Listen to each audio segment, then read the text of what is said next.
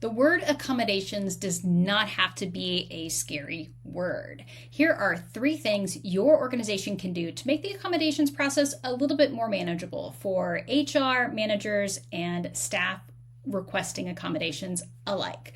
Number 1, on the organization's intranet or online portal, have a section dedicated to accommodations, including linking to trusted legal resources like the EEOC, the Jobs Accommodation Network, which is done through the Department of Labor, as well as the ADA. So these are great resources for managers and for other people interested in accommodations to learn about what accommodations processes look like, what they're required to do, what the organization's required to do, and explains what a reasonable accommodation is.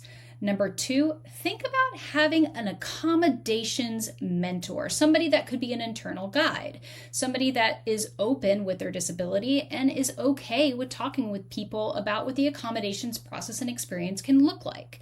It's a great way to have a realistic conversation with somebody who is a peer to say, hey, what you're asking for, you have it outlined here. Let me tell you about my experience going through the accommodations process.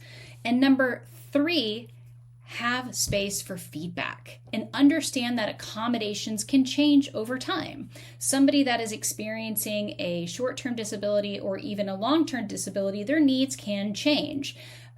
Somebody who has had ADHD all of their life might have different needs when they go through menopause or perimenopause, and those require differences in accommodations. And that's okay. It doesn't mean the accommodation failed. It just means that the human changed and moved to a different type of need. So as you go through those changes, schedule different check-ins so that you are able to identify, is the accommodation working? Is it not? What was the goal of the accommodation? And is it serving this staff member?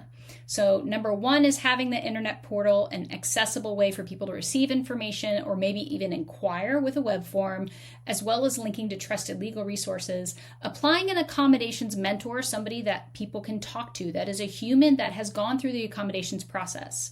And number 3, giving people a way to give feedback on how the accommodations are working, checking in and knowing that accommodations will change over time.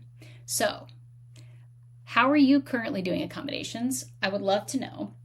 As somebody who has gone through accommodations in several different roles in various different organizations, I can confidently tell you that that process is exhausting. So I hope that these are helpful, and I would love to talk more about how you work through or could improve your accommodations process at your organization.